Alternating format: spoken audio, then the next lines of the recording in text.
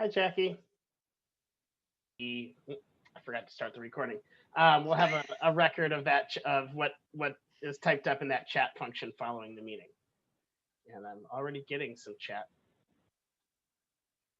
Yeah, got it. Okay.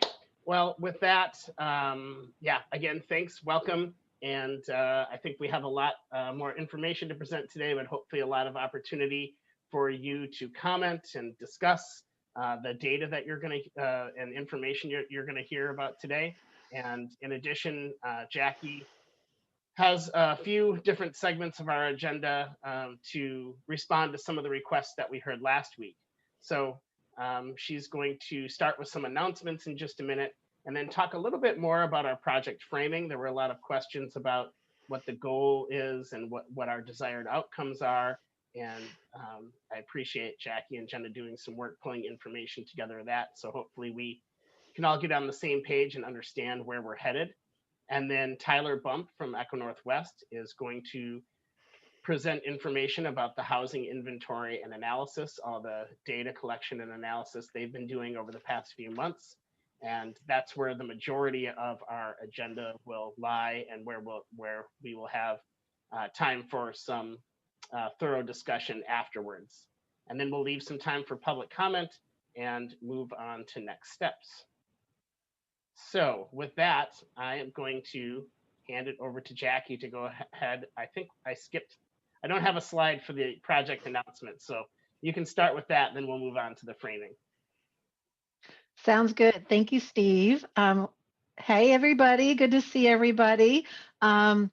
Just wanted to share a couple things. I know along with the chat function at last month's meeting, there was some discussion and I think also some after meeting questions about other tools that the group could use to communicate with one another or even public engagement types of opportunities. The county doesn't have anything set up as of right now. I'm having conversations and asking around as a possibility for that. A lot of it depends on resources and things like that. But I will keep you posted and we'll see what we can do. So I just wanted to circle back on that. Also regarding that, we wanted to ask if there was a comment about how if you wanted to, talk to someone outside of the meetings or in between meetings, doing that. And since we don't have anything set up like an online tool as of right now, we wanted to check in with you to see whether or not you wanted to share your contact information with the other group members. So kind of like a roster, so that if someone wanted to contact you and ask you a question or whatever to network or talk things through, you have that information. So what I would like to ask if you're not interested in that and you would like us not to share your contact info, to let us know, and we'll make sure that we won't include that information, but that we'll send it out to those that would like to participate on that. So you can send me an email and Steve, and we'll work on that for you. So yeah, just let us know if you would not like your information shared. So that's one question for the group. Let's see, just wanted to circle back on the suggestions of posting some related information on the web pages. So I think with Steve's email to you all, he sent you that info that we have posted some links to the 2015 City of Vancouver Affordable Task Force work. I also included information or links to other cities that are working on housing projects. So you can kind of check out what's going on in Battleground and Camas and Ridgefield and Vancouver. A link to the state of Washington. They have some housing planning guidance that we also use to look to for guidance, as well as information on kind of a unique area of the project area, which is the Highway 99 sub area, which I'll talk about a little bit in a minute, but shared that link as well. So if there's any other information that you would like to have posted, feel free to let me know, and we'll see what we can do with that. And let's see, just another reminder, if you haven't submitted your open government training submittal, you go to that website, you look at some videos, and then you submit your comment or a form that lets us know that you've done that. Please do so unless you've already taken it and you let me know. And then we just wanted to say thank you for all the information and the discussion, like Steve said at the last meeting, as well as all the, some of you shared some additional information after the meeting that we have sent to people or forwarded on to, for incorporation. So just wanted to say thank you for that.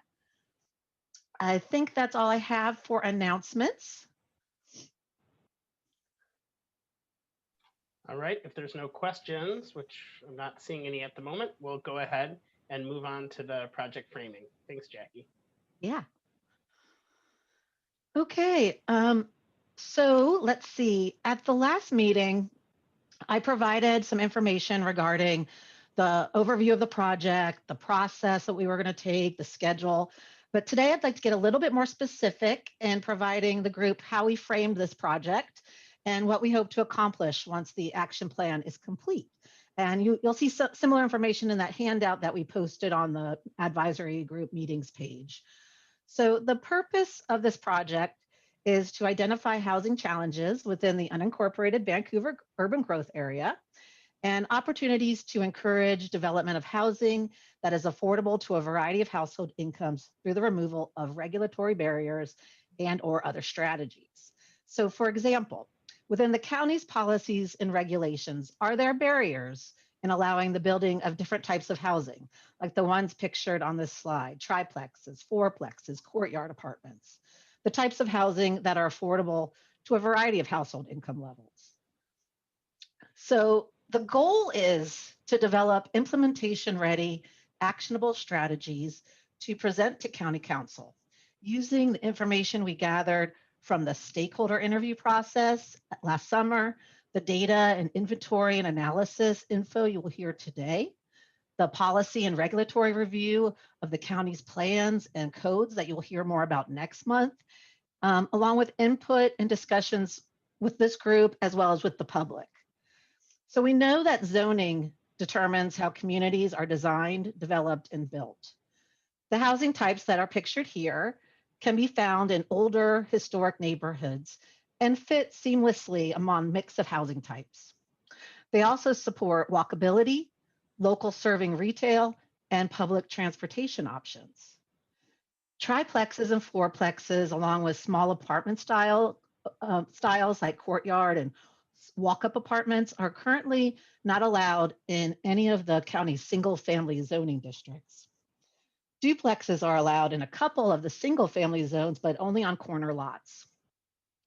As you can see on the zoning map of the unincorporated Vancouver urban growth area, which is the area north of the gray in the black outline, a lot of the area is zoned single family, as you can see from the legend there. Another thing we know is the county code allows single family homes to be built in some of the zones that are designated for medium or high density housing types. Thereby, we're decreasing the opportunity for these types of housing, even in the zones that they're allowed in. The county council can adopt new or revise existing policies, code language, zoning, as well as other non-regulatory opportunities, such as making changes to county processes and or incentives through their legislative process.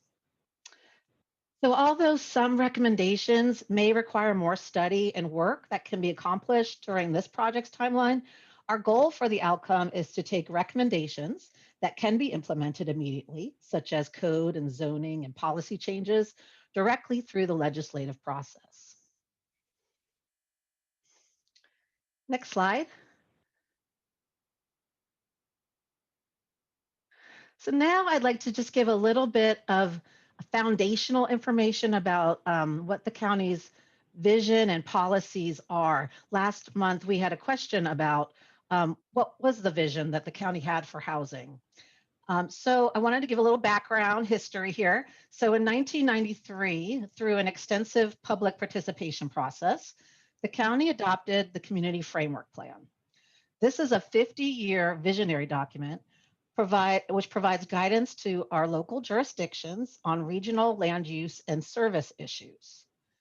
So the framework plan resulted in the expression of a wide variety of options regarding appropriate population densities, property rights, provision of public facilities and services, and whether all urban development should occur within the cities.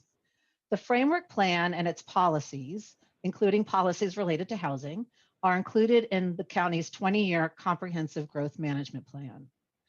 The graphic shown here, which is probably a little bit hard to see, was the 1993 framework plan map. So that indicated at that time where the different land uses should be designated. So where you would have rural areas, agricultural areas, forest areas, open space, small town and community centers, along with different densities of residential areas. So this was the kind of the precursor to our comprehensive plan designations maps and zoning maps. Next slide. So the next piece of that puzzle is the comprehensive growth management plan. So they are, comprehensive plans are long-range policy guides for how a jurisdiction plans to manage their growth and development. And this is in respect to the natural environment and available resources. Washington State requires jurisdictions operating under the Growth Management Act to develop and implement comprehensive plans and development regulations consistent with their comprehensive plans. The county's comprehensive plan is meant to accommodate and guide population and employment growth for the next 20 years and is updated approximately every 8 years. The most 20-year plan was adopted in 2016 and has the planning horizon of 2015 to 2035. The plan contains 14 elements comprised of that go over existing conditions, goals, policies, and strategies to accomplish the plan's goals. The Growth Management Act requires the following planning elements: land use, housing, capital facilities and utilities, rural and natural resource, transportation, economic development, and parks, open space, and recreation. But in addition to these required elements, Clark County has included some optional elements, which include schools, historic preservation, environmental, community design, the Shoreline Master Program, annexation, and some procedural guidelines information. So if you go through the plan document, you will notice that there are different types of policies. They include the framework policies, which come from the framework plan, and that guide implementation of the vision of the county's future that was preferred by many of its residents.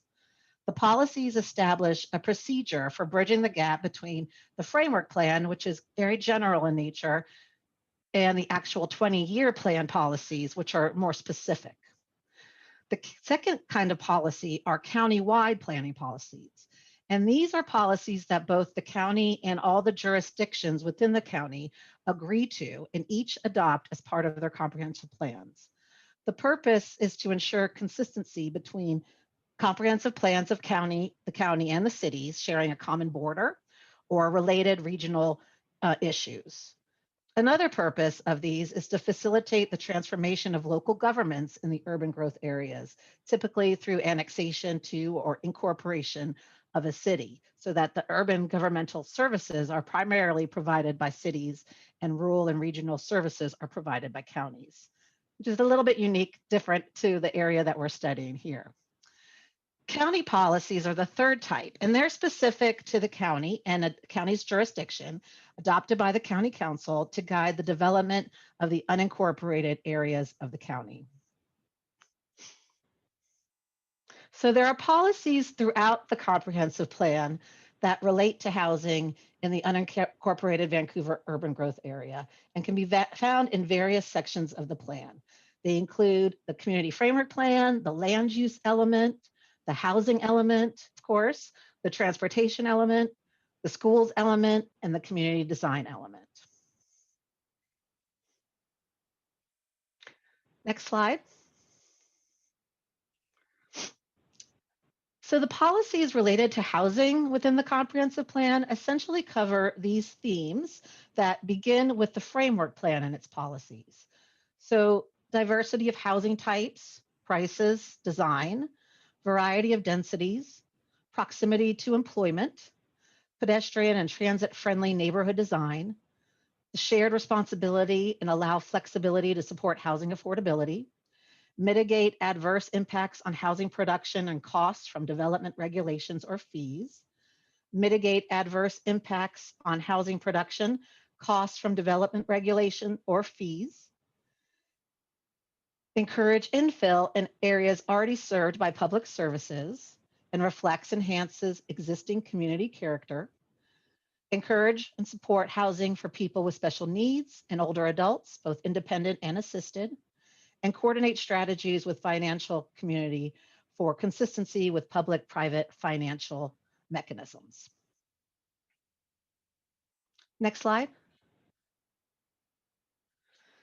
So another piece of the puzzle is the Clark County Title 40, otherwise known as the Unified Development Code, which are the county's development regulations that are to implement the vision and policies in the comprehensive plan. The code and zoning maps dictate how the built environment in the county will develop. So Title 40 includes land use zoning districts and use regulations. So what use is allowed in each zoning district and what regulations are required for that specific use to be built. The table shown here is an example of the code showing what types of residential uses are allowed in each low density single family district. The code also includes development standards for signs, landscaping and screening, parking and loading, transportation, stormwater, sanitary sewer, and water. It has standards for the protection of critical areas, procedures for the development and division of land, amendment of the code, and processing under the State Environmental Policy Act. And lastly, it covers impact fees. Next slide. Thank you, Steve. Lastly, I wanted to talk about Highway 99, which is within the project area. The Highway 99 sub-area includes approximately 2,400 acres. It extends from the Chalachi Prairie Railroad Bridge near Northeast 63rd on the south side, Interstate 5 on the west, Northeast 134th Street on the north, and the Bonneville Power Administration transmission line right away to the east. So Team 99 was a group of concerned residents, businesses, and property owners who initiated a grassroots effort to remake the Highway 99 corridor. The project began as a corridor beautification project and evolved into an area-wide sub-area plan to revitalize Highway 99 and the neighborhoods nearby. The first steps toward transforming the corridor were identifying opportunities and issues affecting the area and developing a vision. The next step included the formation of an action plan and the systemic implementation of the plan over time. This area has a mix of housing, businesses, and undeveloped property, but is regionally known for US Highway 99. This key corridor next to I-5 serves as a business district for the Hazeldale, Salmon Creek, and Philida unincorporated areas. The Highway 99 sub-area plan and accompanying form-based code provides a more specific vision for the redevelopment and revitalization of the Highway 99 corridor. So a little background and foundation on that area. Next slide. I'm just going to grab a quick drink of water. Okay, so what is the Highway 99 hybrid form-based code? So this was designed and developed specifically for the Highway 99 sub-area only. It reflects the goals and policies of the adopted plan, community input from various public workshops, insight from other form-based codes throughout the United States. An alternative to traditional zoning, which focuses on the type of use allowed on the land and based on the notion that each space should have one singular use, form-based codes focus on building form as it relates to streetscape and adjacent uses. Form-based codes address the relationship between building facades and the public realm, the form and mass of buildings in relation to one another, and the scale and types of streets and blocks. The regulations and standards in form-based codes are presented in both words as well as clearly drawn diagrams and other visuals. Over the years, various hybrids of form-based codes have been developed for unique local conditions. Highway 99's large size, suburban character, and long-term vision necessitated the development of a hybrid form-based code that is unique to this area. Hybrid codes involve the meshing of conventional zones with graphic urban design standards that typically address setbacks, parking placement, building bulk, materials, and architectural features. You'll hear more about the county's policies and codes next month, but we wanted to provide some foundation of these policies and codes that regulate the project area and relate to the building of housing. Next, we've got some questions that we wanted to pose to the group. And before we go into that, I had forgotten that I was going to introduce some members of the community planning team today, as they might be also to answer questions that you may have about the county's policies and codes. So I'd like to first introduce Oliver Orjaco. He's Director of Community Planning. He's been with the county for 30 plus years, and as director for probably close to 12 or 13, and has been through multiple updates to the comprehensive plan, really is well versed in the intricacies of those processes. So I'd like to introduce him here today. Secondly, I'd like to introduce Colette Anderson. Some of you might know her as well. Colette's our program manager and has also been with the county many, many years. So she also was the project manager for the Highway 99 sub-area plan, as well as the form-based code work. So I have her here as well.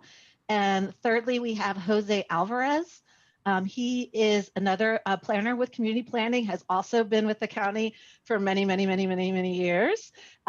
It started with community development, so that does current planning, and has been with our long-range community planning department for many years now too. So he is well versed in the county's processes and codes, as well as policies. So I have the team here, along with, of course, Jenna that you met last time. So we wanted to kind of see if you have any questions about the purpose of the project or the potential strategies or anticipated outcomes that we've talked about today.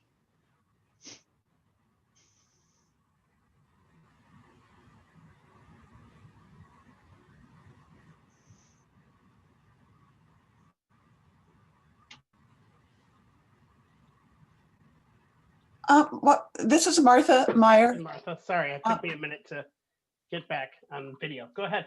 Okay, I was impressed as I didn't read every word, but looked at the 20-year plan. And it seems like if we implemented a lot of the strategies and policies, we'd be a lot further along than we are. So I was just kind of wondering, where are we at, or how is progress tracked on these strategies and suggestions? Very good observation. So a lot of the, as I mentioned, the policies are supposed, or the development codes are supposed to implement the policies, but the county hasn't had a real overhaul or look at the code in a long time. So this is one of the opportunities that we have to take a look at that and see if there's adjustments and changes that could be made to the code to implement those policies and vision statements and goals of the comprehensive plan. Okay. Thank you. Yeah. Nancy, go ahead. Thanks. So I'm addressing the clarification regarding the county's policies and code. I got a call from BIA, the building association, and they were very concerned, as I am, about adding density in the rural areas onto existing housing. So I was wondering if the commission has had a chance to kind of review things based on, I mean, not just from the moment that it was, the proposition was done, but actually continuing to review things as the world changes, you know, like COVID, the impact of COVID, and also people, older people retiring every day. I mean, I'm not getting clear words. I apologize, but just wondering if our plans are keeping up with modern evolution. Sure, sure. Well, so the comprehensive plan, the big plan that if we make updates to it annually, small updates, like if you wanted to change your land use designation, that's an annual. When we do a larger look at land use changes overall, it happens every 8 years. So that's kind of that periodic update, looking at what the population forecast is now, what the employment may be, what the county needs to, and the cities need to do to accommodate that growth. So that's those opportunities to do that. I will also, this is Salim, I will also add, thank you, Jackie, and thank you all for volunteering to work on this project.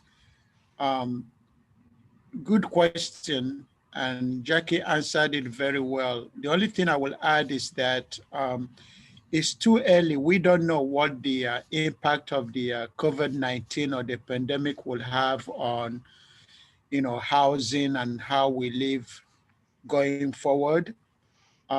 Secondly, I wouldn't say, but the county is also a little bit, I would say, constrained based on the Growth Management Act in terms of the goals of the act.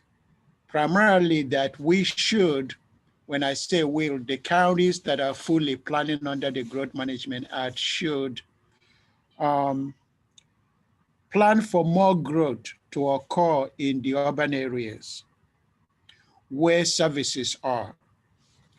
Now, what that means is that it's up to the council to determine how to plan for the population that we anticipated to be in Clark County in the next 20 years.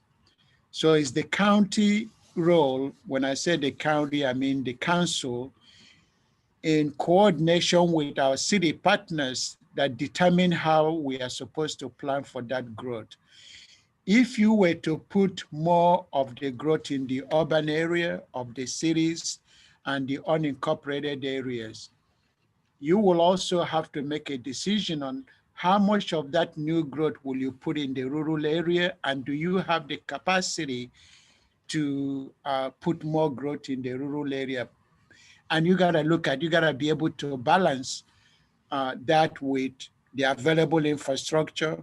What impact would that have? As you know, in the rural area, there are very limited services. It's not only that you have limited public water, you don't have sewer in the rural area.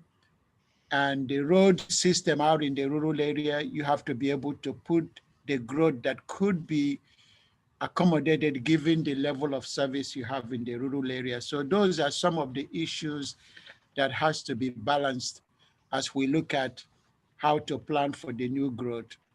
I hope I'm answering your question. So it's a policy call and a balancing act that the council has to deal with, in addition with the planning commission and all the cities that we plan for. Remember that we have 7 cities that we plan with, and the city of Woodland is also planning with Clark County because we have some portion of Clark County that is within the city of Woodland. So I hope that answers your question.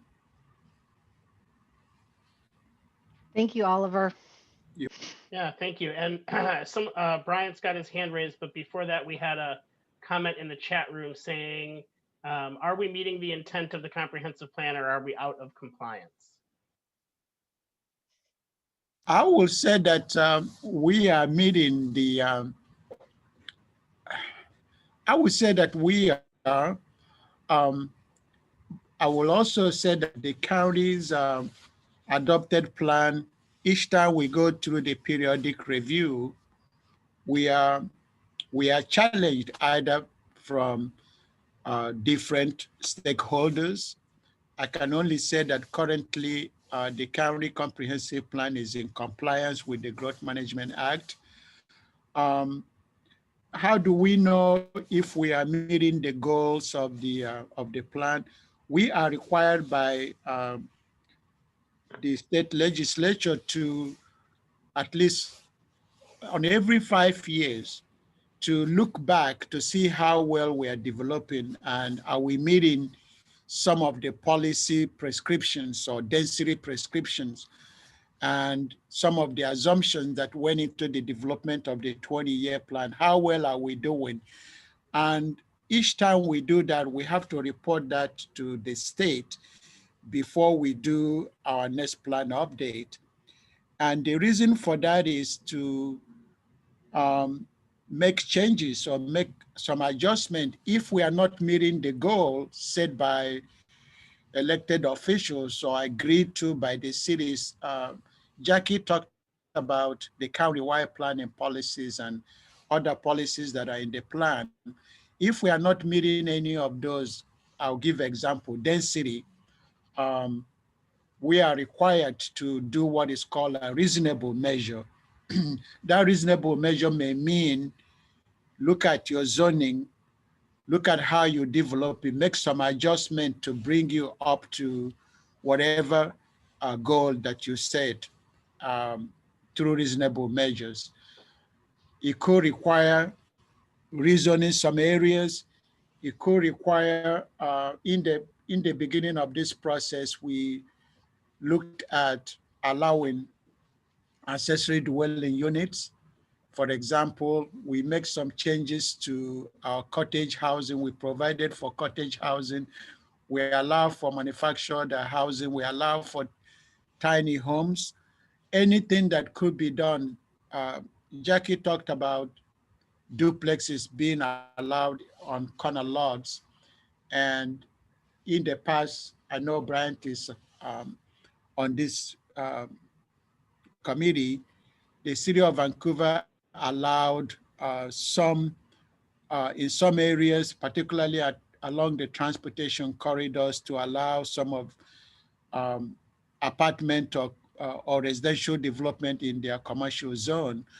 So there are a couple of things that we do to just be able to say, yeah, the plan is working as was developed. And when that is not the case, we go back to council and in coordination with the 8 cities that we are planning for to see what type of changes that needs to be made.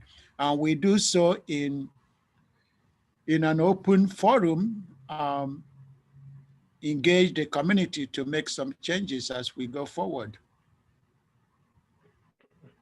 Thank you. Bryant, why don't you go ahead and ask your question? And Steve and Jackie, you guys may be getting to this, and maybe we're going to talk about it when we talk about the housing inventory report or some subsequent discussion. But as we talk about affordable housing, are we going to get into a discussion in terms of the items and factors that are impacting development costs, such as impact fees, other development requirements? The thing that's coming down the pipeline is the loss of available aggregate because the existing quarry pit is going to be exhausted soon. And then we're also going to talk about available lands and how that's impacting affordability. So it's good to talk about the policies and code, but are we going to talk about the other factors that are impacting affordable housing? Good question. So next month is another piece of this puzzle, which has to do with kind of codes and the policies and development constraints. And that's going to be presented by Elizabeth Decker from Jet Planning. She was also part of the stakeholder interview process and interviewed a lot of the development community related to some of these issues. So Steve, correct me if I'm wrong, but she can probably bring some of that information, and we'll be covering some of that as part of her presentation. Yeah, that's right. sorry. That's right, Jackie. Sorry. But one thing I wanted you to clarify, because I'm not 100% sure, is the last part about available lands and whether that's something that the city has been studying through a parallel project, or if you think that'll be part of this work as well. I think this might be a Jose question. Okay.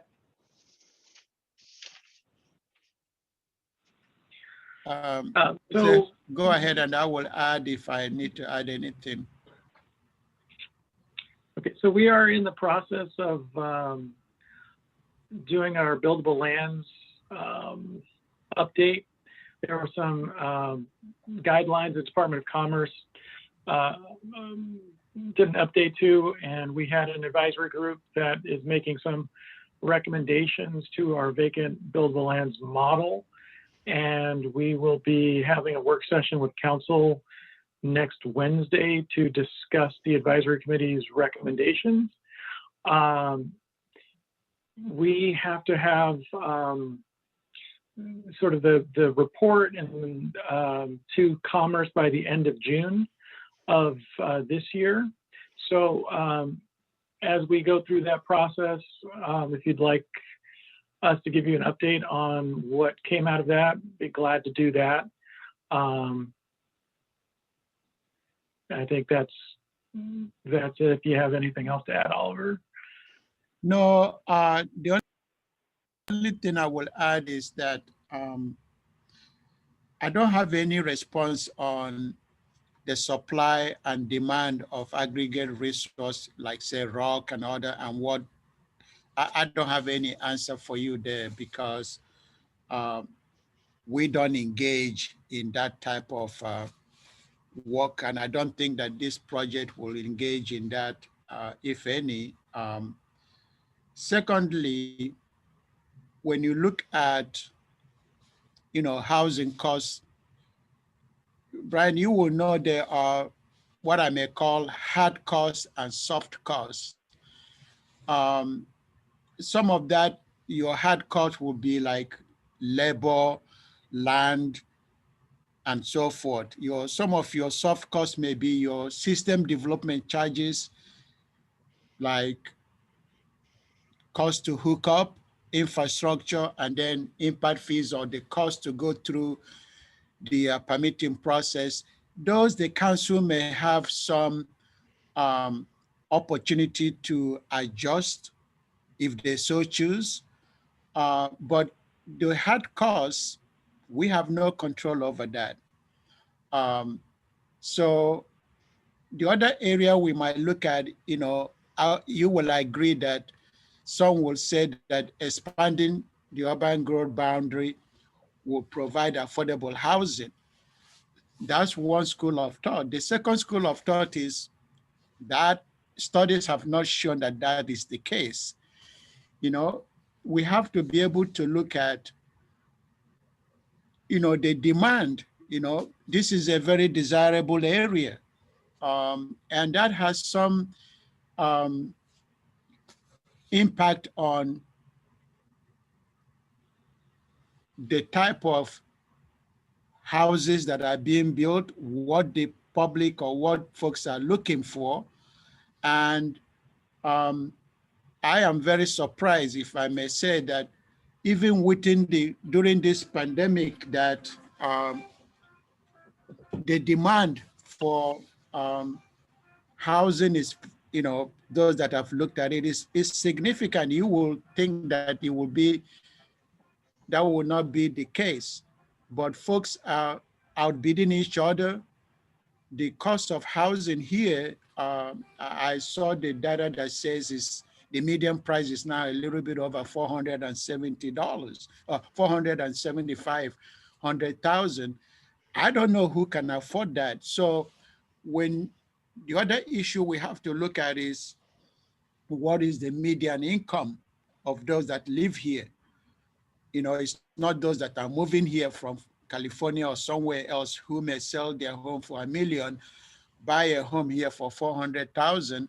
They will outbid someone who is here. So those are some of the issues that this may not resolve. We might be able to look at what can someone living in Clark County and working in Clark County afford? And are we providing those type of range of homes? Those are some of the issues when we talk about opportunities and looking at our zoning. What are the options can we provide, or that we are lacking, that we can review, we can look at to say, these are some of the things we need to do. Currently, I can also add finally that when the county approved amendment to the ADU, one of the things we looked at was to reduce the impact fees assessed for ADU. And we have to do so working with the school districts to agree to that reduction. So there's so many parts that or so many partners that we work with when we look at some of the options or strategies that could be employed. But I've talked a lot in terms of my response to your questions. So Thank you, Oliver. We are falling behind on our agenda, so we'll get to the 3 hands that we have raised, and then we'll move on.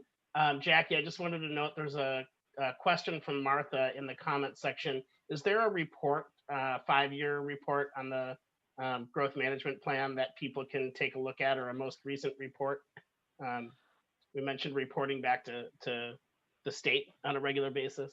Right. So we're required by state law to do a periodic update. And so that happens every approximately 8 years.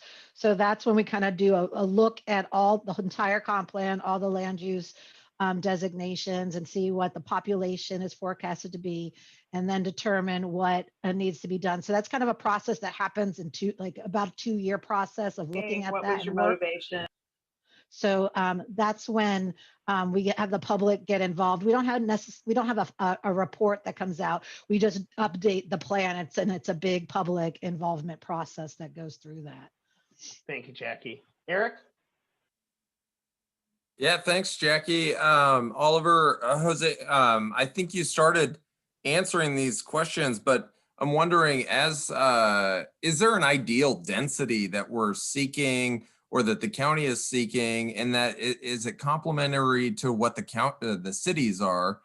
Because it seems like as you're describing these building codes, whether it's ADUs, cottage developments, or the duplexes, it's all concessions made to the status quo of a single family unit on a single family plot of land. And so I'm wondering if that's what the ideal building setup is for this area, like you're showing in that zone, and if what that ideal density is, and then how do we move forward to understanding that this is a desirous unit area to be in, and so how do we update that to get more density into this area? I think I will start with, and Jose will add, when the first comprehensive plan was put together or developed in 1994, there was some kind of a county-wide planning policy that Jackie talked about, and the framework plan that they have to be no more than 60% of the new development will be single family, and no more than 40% for each of the UGAs. That after about 4 or 5 years into the plan, we looked at that, and Jose and I did the first report on whether we are meeting that 60-40, and that becomes really very hard to meet, if you will. And then the council and the cities agreed to modify that to no more than 75-25. So in addition to that single family, multi-family split of 75-25%, there was additional policy agreed to by all the cities. For example, the density assumption for the Vancouver UGA was 8 units to an acre, including single family and multi-family. And for the smaller cities, 6 units to an acre, again, a combination of townhouses, condominiums, and single family, with the exception of La Center. La Center, I believe, is 4 units to an acre. And then for the town of Yakut, excuse me, there was no density for the town of Yakut because they don't have sewer. So those are the policies or the density targets, if you will, for each of the UGAs, given the fact that Vancouver is the largest and Vancouver has urban services and transit or transportation route that will provide that opportunity, and downtown, that was the reason for the 8 units per acre within the Vancouver UGA. Part of this project may be able to look at, as Jackie shows you, is the zoning we have the right zoning? That may be what the recommendation that could come out of this group, because in the urban area, particularly in Vancouver, where you have zoning that starts with 5,000 square foot lot zoning, outside of the city limits, you start to go into 6,000, 7,500, 10,000, and 20,000 square foot single family homes. You have to look at Battleground, look at La Center, Richfield, Washugo, Commerce, and Richfield, and see how their zoning is also contributing to what is being built on the ground. And then you're going to ask yourself, where is there a gap, or where is there a gap that we are not fulfilling? Should it be something lower? And this project is not about increasing density. Don't get me wrong. It's not about increasing density. It's just looking at, are there opportunities where changes can be made, or where things are not being met? Some recommendation that could come out of this group to look at our current zoning and adjust it, if that's a recommendation that comes out of this group. I don't know, but I hope I'm answering your question. Thank you, Oliver. And let's finish with Ron's question, then we'll move on to our next agenda item. All right, thanks. Yeah, I threw that softball out earlier in the idea of trying to get the discussion about whether we're meeting the intent of the comprehensive plan.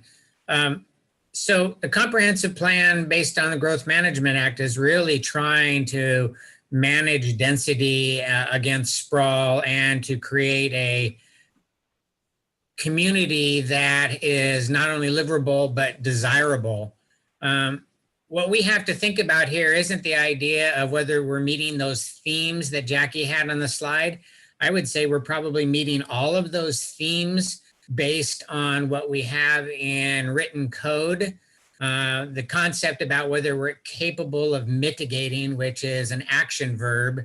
The cost of building is going to be questionable just based on Oliver's discussion about hard costs. When lumber goes up to $1,000 per 1,000 board feet, that's way out of our control. That's nothing to do with whether we're going to keep that in place or not.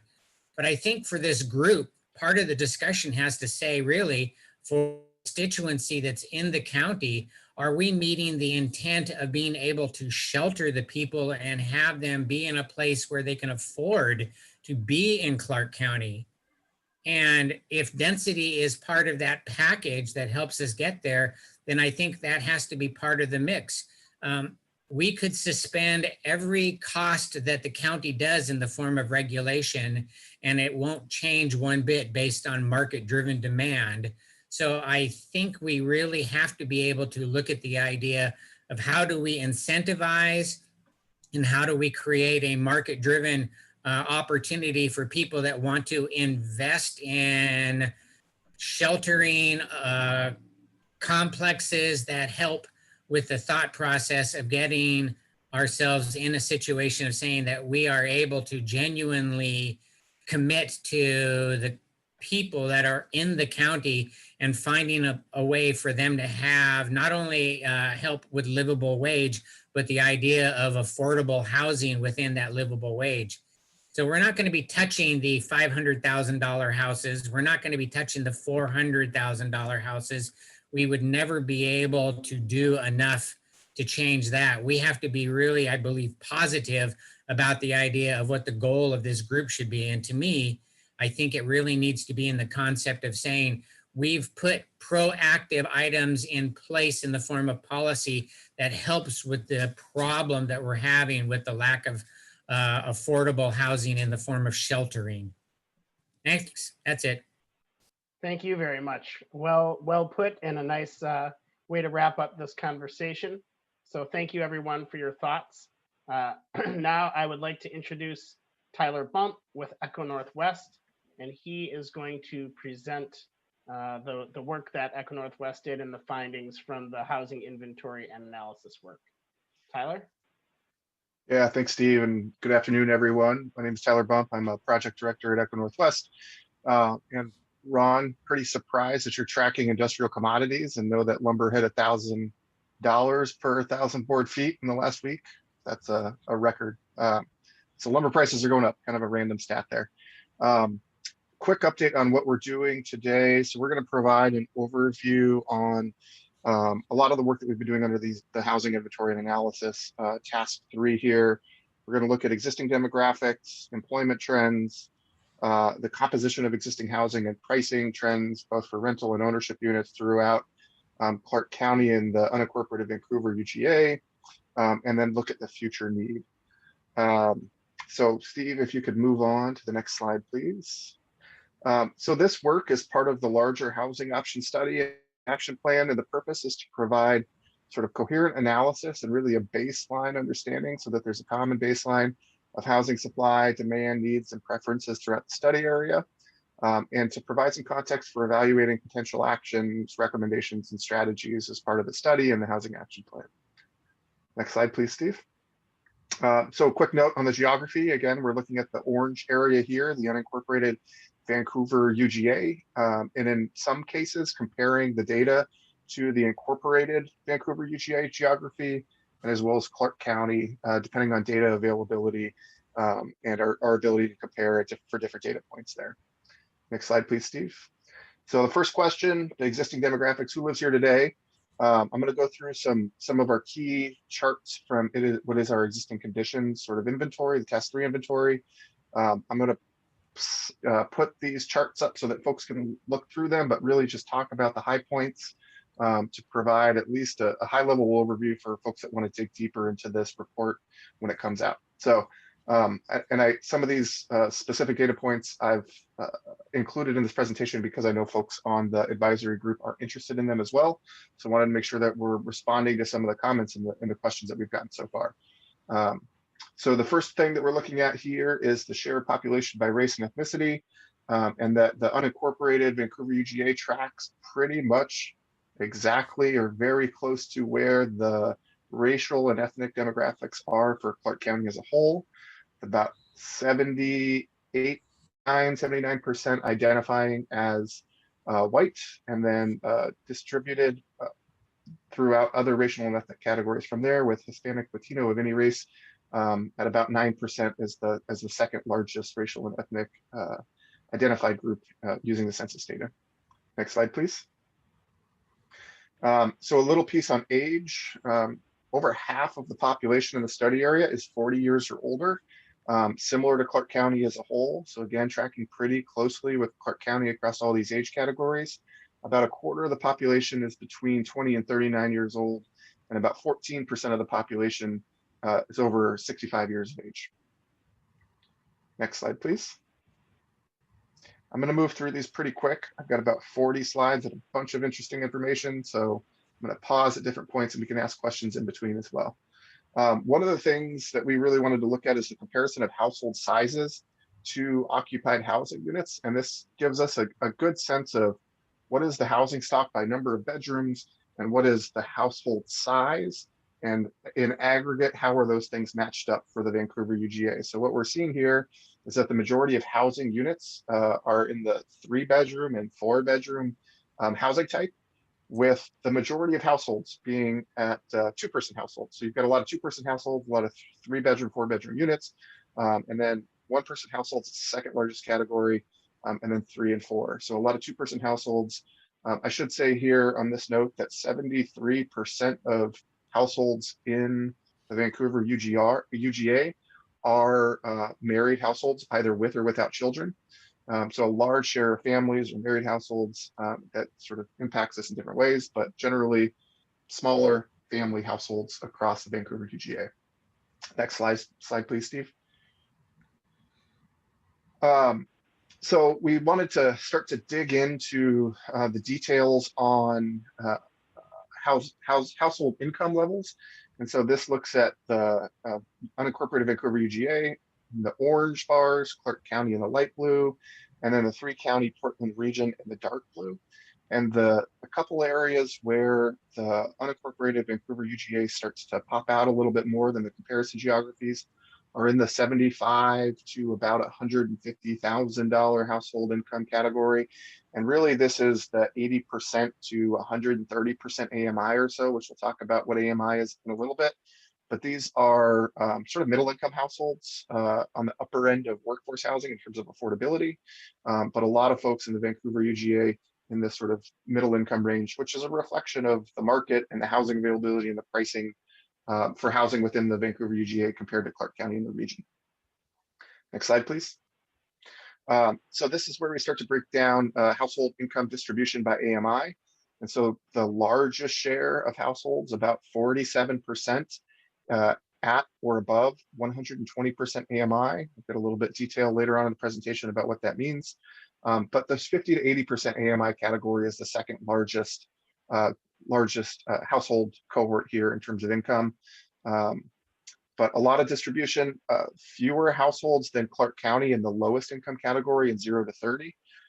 Some of that has to do with the inventory and spatial distribution of regulated affordable housing units in Clark County as a whole versus unincorporated Vancouver UGA. And we do have an inventory on the regulated affordable housing units in the report. I'll talk about highlights to that specifically a little bit as well in a few slides. Next slide, please. So one of the other things that we want to look at is household AMI by tenure and this sort of opposite relationship between incomes and ownership and rental housing units. So on the lower income end, from pretty much below 30% AMI all the way up to about 80% AMI, a much larger share of households that are renters. And then the more higher income you get, the more owner households you get in the higher income categories. So kind of an intuitive piece of information, but also important to see how income distribution varies by tenure, renters, or owners. Next slide, please, Steve. One of the other things we're looking at is cost burdening across different household income categories. We've got this sort of overall simplified cost burdening by homeowners and renters in the Vancouver UGA. Cost burdening is really, the data behind cost burdening for ownership is kind of hard because there's many situations where why folks can be cost burdened. That could be there are retired households that are living on fixed incomes with lower costs of mortgage. It could be, there's all sorts of things that happen on the homeownership side with cost burdening. We always like to look at the renter households in terms of cost burdening. And so the blue categories in the renter cost burdening is defined as a household that spends more than 30% of their gross household income on housing costs for renters, or essentially more than 30% of their household income on rent. And a severely cost burdened household is a household that spends more than 50% of their gross household income, monthly income on housing costs. So overall, about 25% cost burdened, over 30%, about 19% severely cost burdened for renters. Next slide, please. One of the other things we're looking at is changes in the estimates of the houseless population across Vancouver, the Vancouver UGA. In general, and we use the point in time estimates for this analysis here to summarize things. In general, a little bit of an increase overall since 2017 of the number of folks in the point in time count that in the homelessness estimates, with 2019 being the largest year, about 958 as the sample size. The interesting thing that's happening is that a lot of those folks are getting a higher share of unsheltered versus sheltered within the homeless point in time count.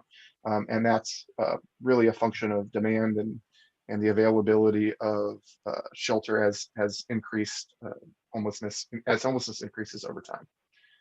Next slide, please. So one of the other things, this was a specific follow-up to one of the comments we've heard from you all that we wanted to track down a little bit more, but get a sense of the characterize the community and the folks that are experiencing disabilities across the Vancouver UGA and Clark County. The data is really hard to get at here, but what we have found is that generally about a fifth of the overall population in the Vancouver UGA is estimated to be experiencing some form of disability or another. This chart, we've broken down the information from the 5-year 2014 to 2018 census estimate. We've also looked at the Washington Developmental Disabilities Administration 2019 caseload and cost report, and found that estimated that there's probably about 1,500 adults living with intellectual and development disabilities and about 1,400 children living with intellectual and development disabilities in state services in Clark County as a whole. National studies estimate that about 70% of all individuals with intellectual and development disabilities in Washington live with a family or caregiver. About 12% live in a residential supervised setting like a group home, foster care, or a IDD institution. And about 18% live on their own independently or with a roommate. So a little bit more on the housing distribution of folks in the community that experience disabilities. Next slide, please, Steve. So one of the other things we're looking at is population growth that's happened since 2015 relative to the 2015 to 2035 forecast. In the study area, we have the orange area is the Vancouver UGA, and the blue area is the rest of Clark County. And so the population growth from 2015 to 2020, based on the OFM estimates and working with our friends at Clark County, growth of about 17,800 new residents in Vancouver UGA over the last 5 years, which is a pretty fast growth rate as we've all experienced in the Portland region and in Clark County. And then the population forecast from 2020 to 2035 of about 25,000 more folks moving in over the next 15 years. Next slide, please, Steve. The population forecast, this chart, there's a lot of information in here, shows the range of the low to high population estimate and the adopted comprehensive plan population estimate in the dotted line. The unincorporated Vancouver UGA is the orange section, and the observed or estimated observed population is in the solid line. So the thing to look at here is that the solid line is larger than the dotted line. So growth in both Clark County and the unincorporated Vancouver UGA has grown at a higher rate than the median forecast or the estimated population that was adopted as part of the comprehensive plan. And it's important to think, to remember that this is a 20-year plan and that economic growth and real estate development happens in cycles. And we've clearly been in an upcycle since 2015. If in-migration and growth were to slow, that would go down. But in general, growth is happening at a faster rate than expected for this point in time of that overall 20-year forecast period. Next slide, please. Before I get into employment conditions, maybe pause here. I've got 4 big categories of data information, and I don't want to lose any specific questions. So Steve, if it's all right with you, I might want to pause here and just open it up for questions on that section. That sounds great. Any hands raised? I know I've been tracking some comments in the chat as well. Any questions for Tyler on what he presented thus far? Heidi. So I'm just curious on the growth outside of this area. Was that mostly in the cities, or was there? I mean, was there anything notable other than this growth area? We didn't dig into it too far about what's happening outside of the Vancouver UGA just because of our focus here. But it's been pretty widespread, honestly, in the growth that's happening across Clark County. I think the growth is happening everywhere for sure, but the rate of change, depending on the geography, is certainly going to vary. But yeah, we did definitely dig into the Vancouver UGA because of the scope here and focus on that. Victor.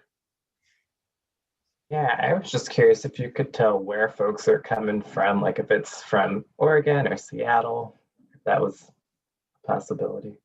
Yeah, we did not dig into that. Sorry, I had you pinned, Victor, at the bottom of my screen. And I should say, first off, thank you to Victor, has provided us some good information from the Vancouver Housing Authority on the affordable housing side. But in terms of in-migration, it's pretty much characteristic of what we're seeing in the Portland region as a whole, Vancouver, Clark County being part of the Portland region. There's some interstate migration that's happening. So some folks from the Puget Sound, sort of Western Washington that are moving to Vancouver. There's a good amount of folks that are moving from California, from Oregon, into Vancouver, to the Vancouver UGA. And then there's also a lot of folks surprisingly moving from Colorado or moving from Montana. And so I think we always talk about California's moving here, and that is part of the story. But at least regionally, there are sort of other high in-migration locations that folks come from. But we didn't look at it for Vancouver specifically, but broadly for the region, that's kind of what we've been seeing. Okay, cool. Thank you. Sure. Tyler, you want to take a quick look at the chat? There's a question that was just posted there.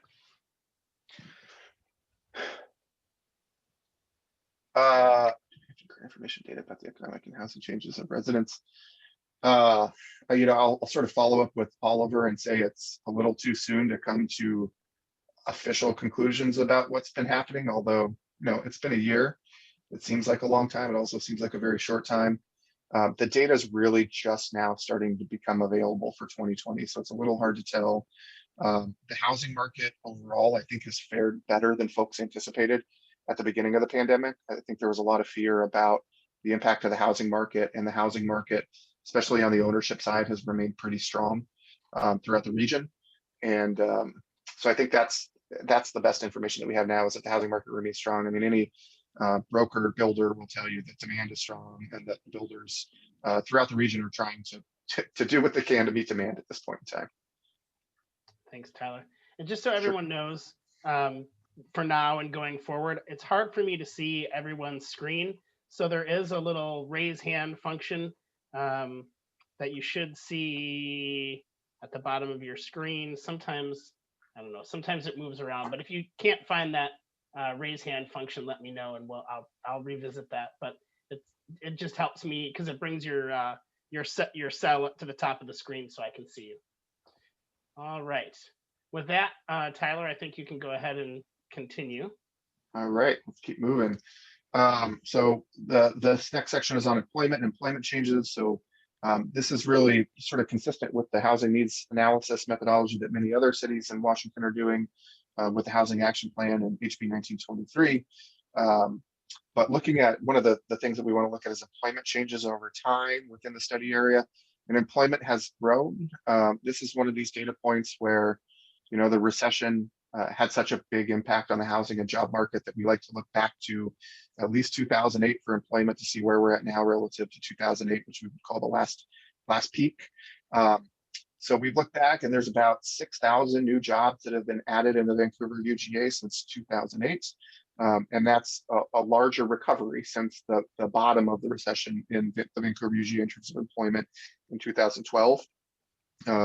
So the Vancouver UGA got to pretty quickly back to a recovery point in about 2014 from the employment loss during the recession. The median salary for most jobs in 2019, using 2019 data, was just below about $60,000 per year for the median job. For the study area, the median wage has increased about 12.4% from 2012 to 2019. And this change in wage is important to sort of remember, and I'll bring this back again when we talk about changes in housing price and how wages are related to changes in housing price over time as well. So 12% increase in median wage for the Vancouver UGA since 2012. Next slide, please, Steve. So one of the other things that we're looking at here is sort of in-migration and out-migration of jobs and where folks go, either stay in the Vancouver UGA or come from other places for employment. The large share, I don't think surprising to anyone that spends time on 205 or I-5, but the large share of folks that live in the Vancouver UGA commute elsewhere for work. So about 65,000 or 66,000, I guess, residents that work outside of the Vancouver UGA, about 11,600 that both live and work within the Vancouver UGA, and about 27,000 folks that come inside to the Vancouver UGA for employment from elsewhere in the region or elsewhere in the state of Washington or Oregon for that matter. The majority of folks that work throughout the region commute by car, so about 84% commute by car rate for Vancouver UGA residents, about 10% work from home, and 6% use other modes such as transit, biking, walking, that sort of thing. Next slide, please, Steve. That was a quick section, so I'm just going to keep going through, maybe pause on the employment side just in case there's a question there. All right, let's move it. Oh, we have one question, sorry. Sorry. So the employment, did you also look at employment on this side of the river versus in Portland? I mean, you know, staying within Washington, but not necessarily in the urban area that we're talking about. We didn't, of the 66,000 folks that are leaving the Vancouver UGA, we didn't look to see how many of those are staying within Clark County. The commute data between, and I will say this is a big data nerd, is the data, the cross-state commute data is really hard because of the different economic development and workforce departments that report their data and where folks are coming from. So it's helpful to know where folks are leaving, but it's harder once we start to get closer to the river and who's staying on one side and who's staying on the other side. So it's a little bit harder to break that out with the cross-state commute patterns. Tyler, this is Sullivan. This data is it 2018, because I would suspect that given the COVID-19, this number maybe it's too early, but it might be much smaller given the fact that some people may have been working from home. So is this 2018 data? Yeah, this is 2018 data. It's the most recently that's available from Loads at our Loads data source, which is the Census Longitudinal Origin Destination Employment Set. Yes. So there's a little bit of lag on that. So this is 2018 data. Certainly, a large share of folks have been working from home. It looks like most of us are doing that right now. But, you know, I think there was a point at which folks did start going back to work. And, you know, I live very close to the I-5 bridge, and there was a point at which traffic came back again, and it's still there. So I know that folks are commuting again across the region. No, thank you. Sure. All right, Steve, next slide. So housing conditions today, a little bit on the composition of housing. One of the things we look at is when housing was built for these different, essentially housing built by decade here.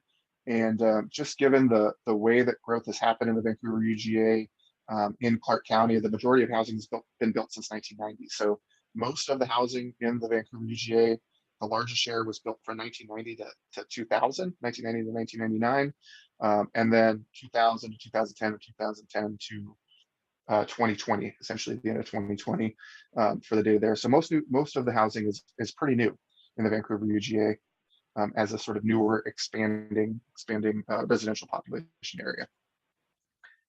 Next slide, please, Steve. The other thing that we've looked at is housing unit types or housing units by type to see what the availability or the mix of different housing types. So 76% of all housing units in the Vancouver UGA are detached single family housing. The next largest category is 13% that are multifamily housing, and the multifamily housing is mostly 4+ units in a sort of attached situation. So mostly rentals in that multifamily housing. There's some condos that are happening there, but predominantly rentals. And then really smaller shares. So only 4% of the overall housing stock in the Vancouver UGA is townhomes. Single family attached is 1% that aren't townhomes. So that's things like duplexes, triplexes, up to fourplexes in some situations. And then a smaller share that are condos. And then the other is oftentimes folks living in trailers, RVs, or floating homes to the extent that those are in the area as well. Next slide, please, Steve. So one of the other things we looked at is housing units by lot size to get a sense of the detached single family housing that's in the Vancouver UGA, what lot sizes those are on. So the largest share of single family detached housing in the Vancouver UGA are on lots over 10,000 square feet, with 5,000 to 7,500 square feet being the second highest one. And then single family detached homes on lots lower or smaller than 5,000 square feet is the lowest category, with about 6,200, 6,300 units or so in that category.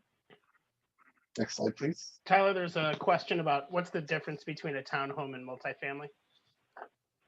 Oh, that's a really good question. It usually has to do with subdivisions and sort of ownership. A lot of townhomes are fee simple.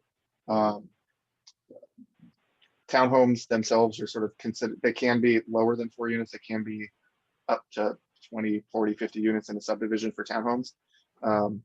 But generally, we pull townhomes out to look at ownership of attached single family in a different way. But broadly, I consider townhomes similar to attached single family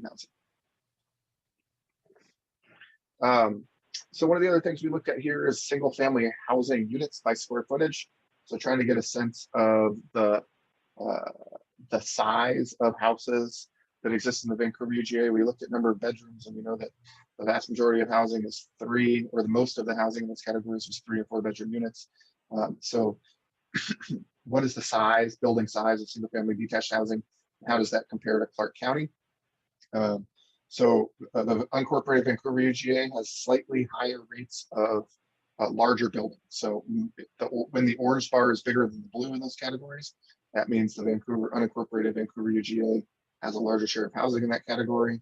But I was actually kind of surprised to see, given the larger lot sizes and the large bedroom counts in the previous data, that some of the building sizes are actually, they're smaller than I would have expected. So in the 1,500 to 2,000 square foot single family detached, that's the majority, and then 1,000 to 1,500 square feet for a single family detached house is the second largest category. So it's a little interesting to see that we've got large lots with bedrooms that are generally likely to be between 1,000 and about 2,500 square feet. That's the sort of single family characteristic of the housing market. Next slide, please, Steve. So the other thing we looked at is housing units constructed on an annual basis since 2010. And the study area has averaged about 1,000 new residential units per year since 2010. And you can see that varies by year. So coming out of the recession, 2010, 2011, 2012, not a lot of housing production relative to the average over this 10-year period of time. 2015 was the first big year, big bump. And then 2017 and 2018, both big years, at about 2,100 or 2,000 units per year. And it's sort of tapered down since then in 2019, and then a much lower rate in 2020 compared to the previous 8 years or so. Next slide, please, Steve. And this is, there's a lot of information here, and I don't want to go too deep into it. I kind of wanted to provide some more context for folks that are digging more into the existing conditions report. But this chart shows household income for a 4-person household at different AMI or MFI levels. So at 100% AMI, a 4-person household is about $88,000 a year, and 100% AMI for a 4-person household. This is based on the Portland metro region, so it's a HUD definition. So we use the Portland metro region for housing affordability threshold here. Is about $2,200 a month in affordability levels for 100% AMI, or anywhere between about $308,000 to about $352,000 per year for an ownership unit. And here we're sort of looking at no more than 30% of the household's income going to housing costs here. On the ownership side, we've actually calculated a mortgage rate based on an assumed 20% down payment. So there's an assumption of a sort of typical home loan here with 20% down on the housing costs. And if you look at 70 or 80% AMI, you see that the affordability, that the ability to afford housing at different rates goes down from about $2,200 in rent to about $1,760 at 80% AMI, and about $246,000 to $281,000. On the ownership side, it's interesting to look at this because what we're finding, maybe it's the next slide, Steve, would you go to the next slide? Ah, here we go. So the rental. So this is the 1-bedroom market rate unit, rents for 1-bedroom units and rents for 2-bedroom units in the Vancouver UGA relative to MFI or AMI for these 4-person household in a 2-bedroom unit and a 2-person household in a 1-bedroom unit. And generally, the multifamily market I would consider to be pretty darn affordable in terms of market rate affordability, where for the 1-bedroom unit on average, it's about 60% AMI for a 2-person household, or a little bit above 60% AMI. And then for a 2-bedroom unit or a 4-person household, it's a little bit above 60% AMI as well. So a little surprising that this is always a surprising chart for folks because housing is getting more expensive. But in the context of regional affordability, there's more naturally occurring or market rate affordable housing in the Vancouver UGA than other parts of the Portland region. Next slide, please, Steve. So this is looking at trends over time with multifamily rents. So while they're relatively affordable for the region today, from 2012 to 2019, average rents have still increased by 23% for both 1-bedroom and 2-bedroom units. The average asking rent for a 2-bedroom unit in the yellow and the average asking rent for a 1-bedroom unit in the blue, they track pretty similarly. And then for the folks that look at rents versus vacancy rates, you can see the vacancy rates in the dotted lines in that chart as well. And usually we see rents increase as vacancy rates decrease and there's more demand and less supply for housing. And that's certainly been the case. You can see that rents increased for both 1-bedroom and 2-bedroom units starting in about 2014 because vacancy rates went down, more supply, vacancy rates went up, and things started to stabilize a little bit more. So that relationship between vacancy rates, demand, and pricing and rents for multifamily.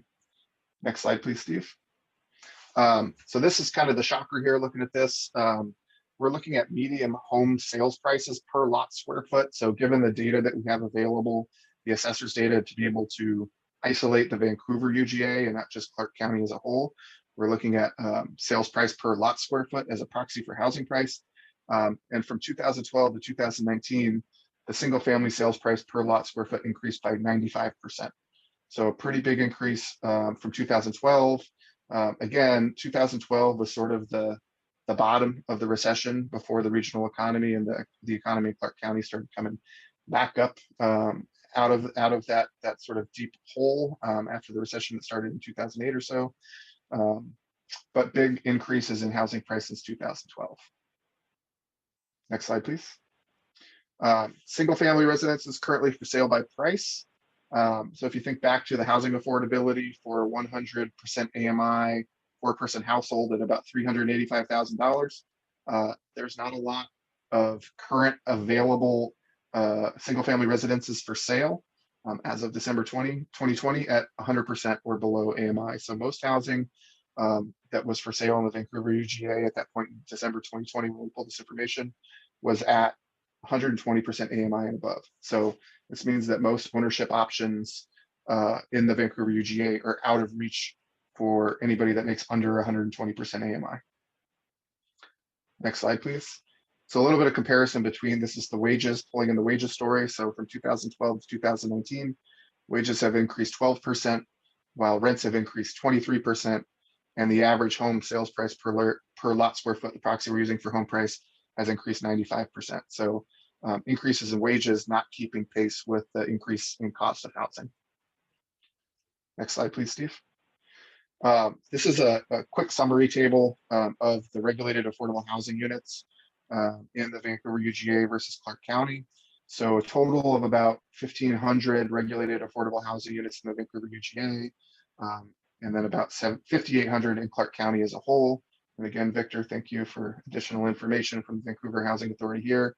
But we've broken this out by the unit type as well, from studio units to 1-bedroom, 2-bedroom, 3 and 4-bedroom units. Looking at the rent limits for the regulated affordable housing units, about 85% of all units of the regulated units are affordable to households earning 60% AMI or below. So the majority of regulated housing units are for lower income households at 60% AMI or below. Next slide, please. All right, that's done with the housing conditions. I've got one more section. Let's pause again here before we get into the forecast need part of it. Yeah, we've had some good conversation going on in the chat room, which I'm sure you were unable to look at, but no questions, I don't think at this time, but you can scan that while we just ask if anyone else has any questions. And I'll just say, it kind of occurred to me as Tyler was talking that, today, again, we're going to run out of time at some point. And so we're certainly open to those questions about clarifications and questions about the data. But I just want to give this context in that Jackie mentioned earlier, we're looking at a lot of the housing data today that we have available. Next week, Elizabeth Decker from Jet Planning is going to talk more about the zoning code and her what she's learned from talking to the development community and looking at the policy structure. And so, it's becoming clear to me that following that next meeting, so I guess that would be meeting number 5 in April, we'll want to dedicate a lot of time to talking about what does all this information mean in terms of, I think last meeting, Ron and Mark and some others were like, what are we trying to accomplish? What are those strategies we're going to be looking for? And hopefully this information and the information we present at the next meeting helps give us that factual foundation that we can then use to say, okay, here's the areas that we think we want to work on. I'm not seeing any hands, so I think Tyler, if you want to keep on trucking, let's go ahead and do that. Let's move. Next slide then, Steve. All right. So this is the sort of the big numbers for this this work here, which is what does future need look like? And so we've done two things here. We've looked at what we call underproduction.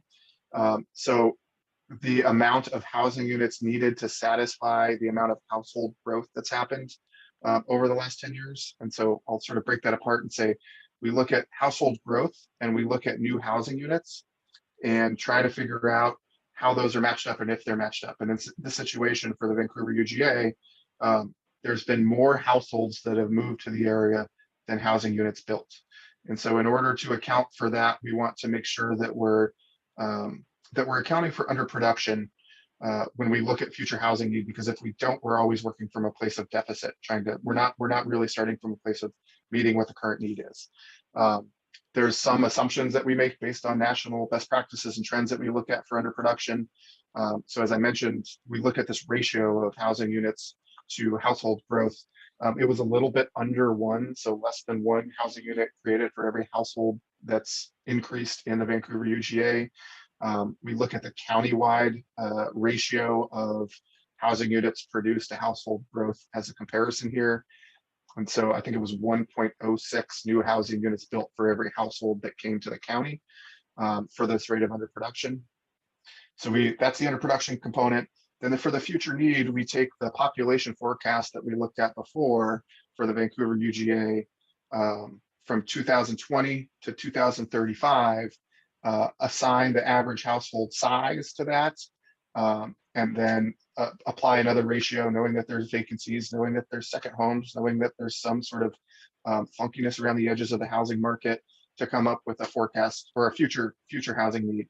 And underproduction combined with future need, we're looking at about 3,300 new units needed, total needed housing units by 2035 in the Vancouver UGA.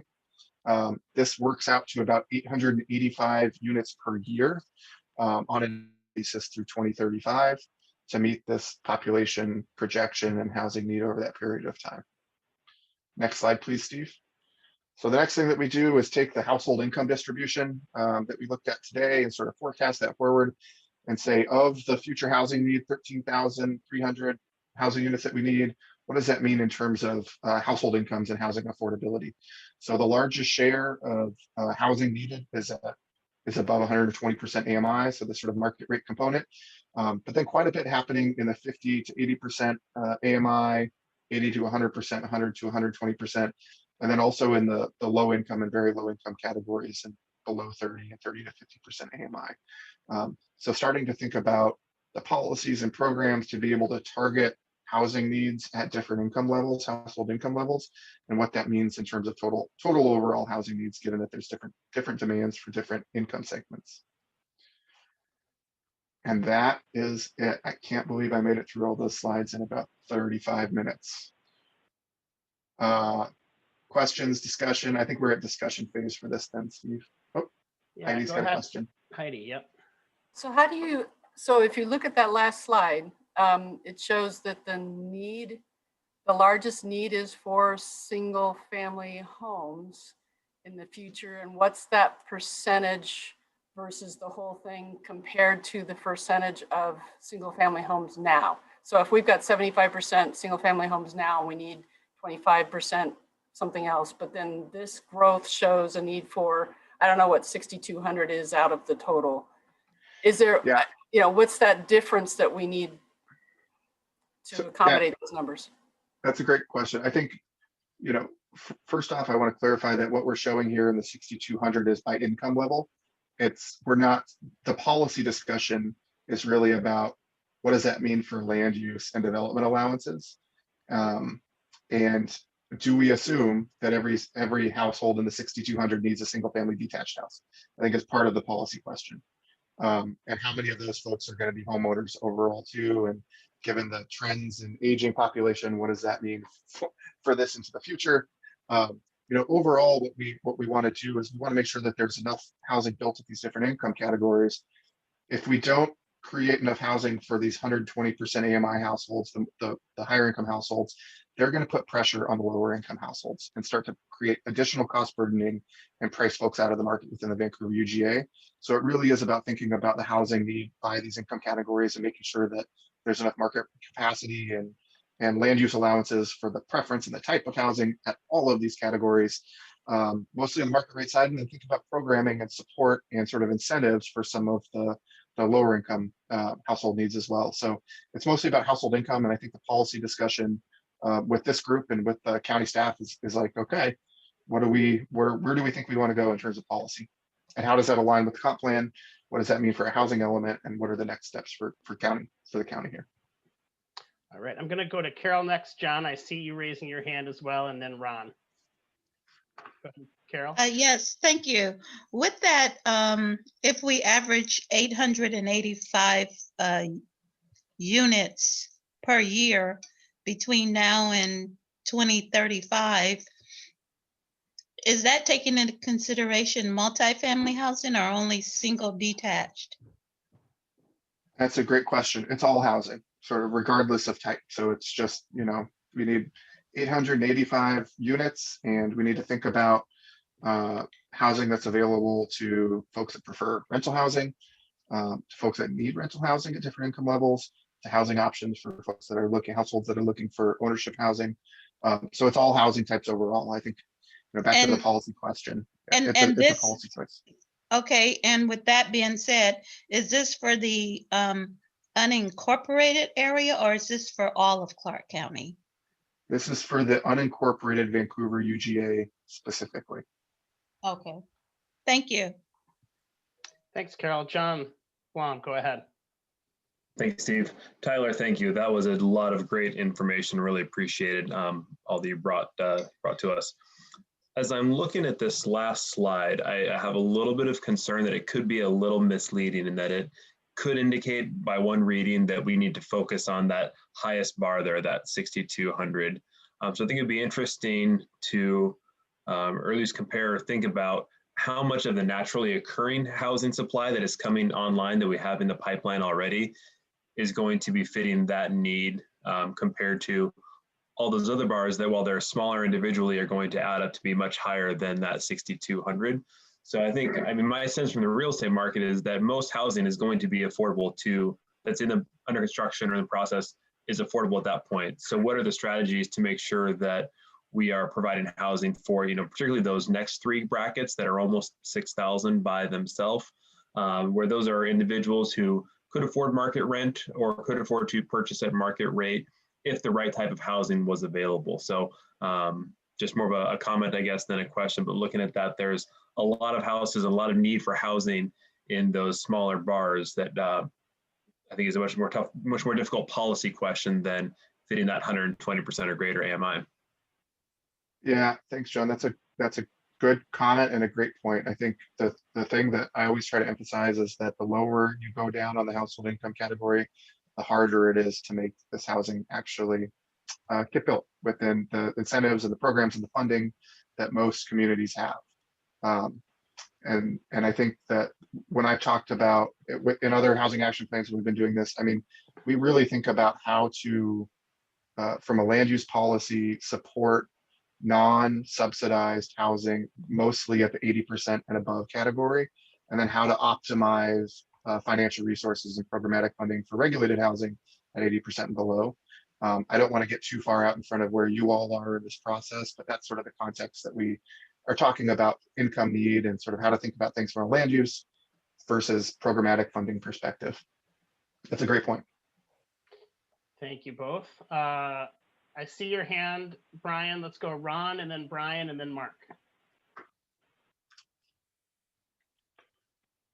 Thanks. Yeah, I'd like to build off of what John said, and I am fully in the same thought process of that. If we take the unincorporated Vancouver UGA and just facilitated 120% or above on the AMI, we would not really resolve the problem that all of the other bars show us having. And this is the current circumstance where the people that are moving into the county are cutting across the spectrum, but many of them are leaving in fairly good financial condition and looking for better opportunities in Clark County, whether it's schools or living conditions or the opportunity of retirement and so forth.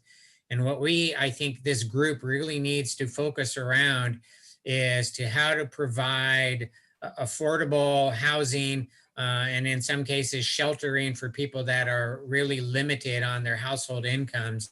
And then understand then that by itself will take some pressure off of gentrification and the need for us to be looking at displacing additional people in that higher income bracket. I think the best way for us to go about this is a fundamental slide for us, because one of the things that I think was brought up and I think is really important is that 6204 that's right there right now, how much more of that is being covered already within the other city jurisdictions in comparison to the lower income brackets. I think if we started looking outside of the Vancouver UGA just for the idea of comparisons, we would see that that is the only bracket that's really being addressed right now is 120% and above. And so I think for us, if we're going to focus on this one particular area, we have to make it viable at those lower brackets. Thanks. Thanks, Ron.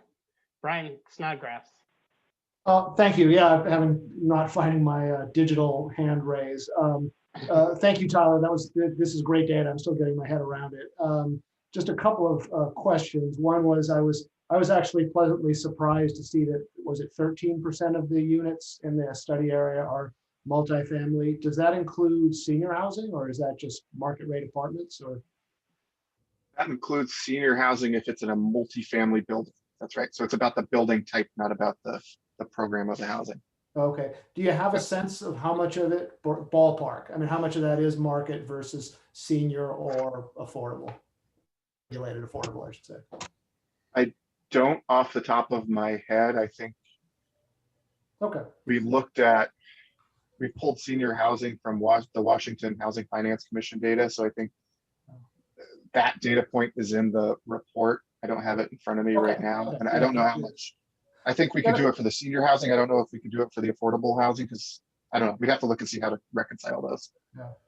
The other question I had was on, I guess, capacity, current capacity in the study area, and really what does that tell us?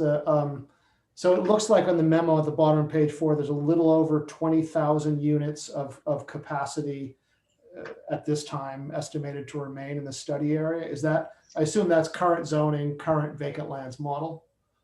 Yeah, that's the current VBLM model. Right. Okay. Before that. And yeah. I'm sure it's in here somewhere, but about how many units are there in the study area that are built? Total units in the Oh, study ballpark. area. Yeah. Let me see. Give me a second to find that one. Yeah. And so where I was going with that is that however many units there are, there's a small number of policy choices that we could recommend, maybe ADU, some of which are already being done, used, duplex on corner lots, stuff like that. But obviously in the 20,000 or whatever the number is, that's where recommendations are going to have the most impact, obviously, because it hasn't been built yet. I'm going to continue to look for this number. Yeah, sounds good. We're going to go to Mark and then Stefan, and then we will pause for public comment. So Mark, go ahead. Yeah, just quickly, my comments along the same lines of Ron and Brian's feedback, but this UGA is not an island of itself. And so when we start looking at strategies, those strategies have to be couched within the capacity of the adjoining agencies and settings. And so, this other data is going to be critical. I know Brian's on top of what's available in the city, but we got to create strategy that fits for the whole county. And how does it get integrated with the opportunities to do strategies along these same lines with the other jurisdictions? So at some point in time, we've got to look at where's the capacity to fill the need. And so I'm liking what I'm hearing. Thank you, Mark. Stefan, go ahead. Well, looking at slide 47, the balance in raw numbers between the right-hand bar, the over 120%, and the others is not quite as extreme as some people have assumed, because all the other categories together are about 7,000 units versus the 6,200. I think what would be important to see, if you could, I'm not exactly sure how to structure this, but to determine what is the cost in infrastructure, in resources, and that's infrastructure, land, and for example, bus routes, to provide the needs for the categories at and below 100% of AMI versus the 120% and above of AMI. Great, thank you. Okay, now I believe that folks who are attendees, and we only have 4 people at this point, and I'm not sure how many of those are county staff versus interested parties, but if you have something you'd like to say, please go ahead and raise your hand, and I will unmute you so you can share your comments.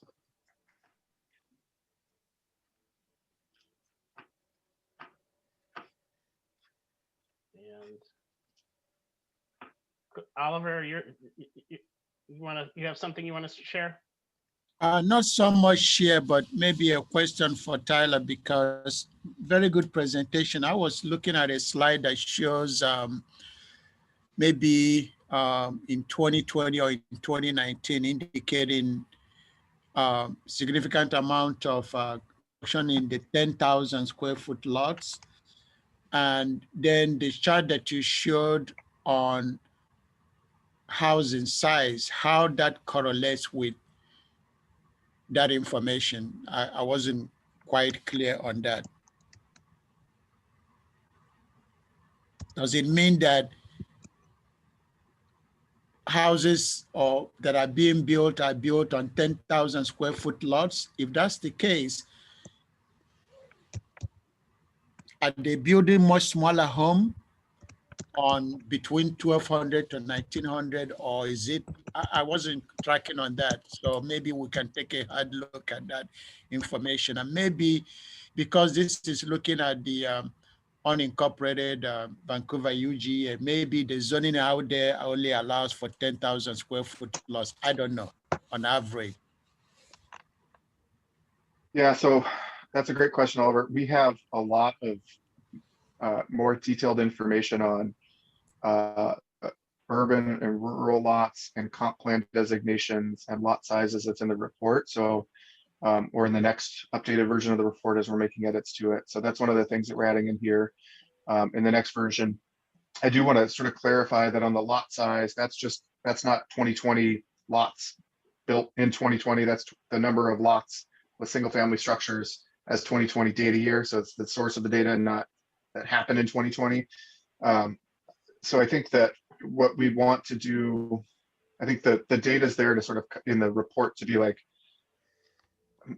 how would we, I think we'd want to cross tabulate the lot size by year built and building size or something like that.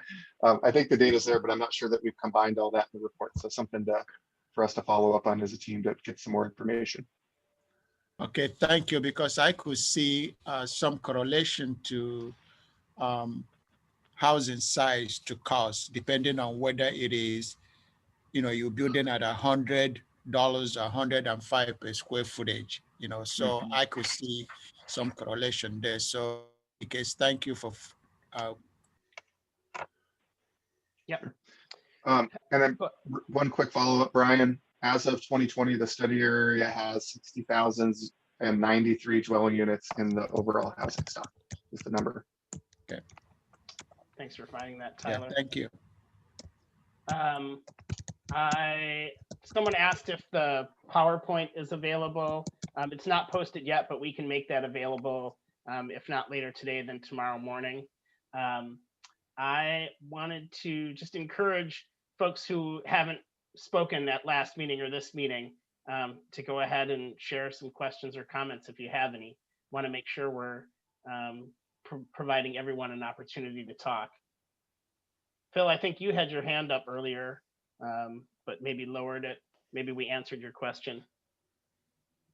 No, it's tough. It's a large group. It's tough to accommodate in Zoom. So I'm trying to be careful about when I speak up. I guess I don't disagree with the comments in terms of the 120% and up at all. I think it's important that we're focusing below, but I mean, for the entire group and most folks on the committee are people with experience in housing. I think it's important to remember that we're dealing with a housing market. It's a continuum of housing types. It's a continuum of people that move between these income categories, potentially in life cycle, and that to the extent we ignore one portion of the housing market, we're at risk of undersupply in that area, which could gum up how the rest of the market works. So while we don't need to focus on the 120 plus, I think it's important to understand how that supply is being met too, so that households that are able to move into that market segment have a supply that's available. Yeah, that was my point, really. Let's not forget that. Thank you, Phil. Before I get to you, Ron, I just want to make sure we don't have anyone else who hasn't spoken already have a chance to comment. Everyone make sure they're on mute if they are not talking. We're hearing some typing. Ron, why don't you go ahead? Yeah, thanks. I just wanted to remark on the idea from Jackie's presentation and then Tyler's presentation. There was a lot of information and data. And if we're going to have a chance to really get through this and have some good discussion, I'm going to encourage everybody to check online at the portal that the county is providing and maybe look at these things ahead of time so we can focus a little bit more on what you see as important components of the reports. And as much as I appreciate what Tyler put out, he was still only able to cover a fraction of what the entire report said. And I think we really need to get ourselves in a place where we're starting to understand what we believe are the current issues and the discussions around how we're going to work on those. So I know that we're going to have another big report coming up, and I guess I'm just going to encourage everybody to try and read it in advance and come to some understanding of what it means. So when we get together in our next meeting, we're not spending our time going through the 47 slides to try and have an understanding of what information is there. Thanks.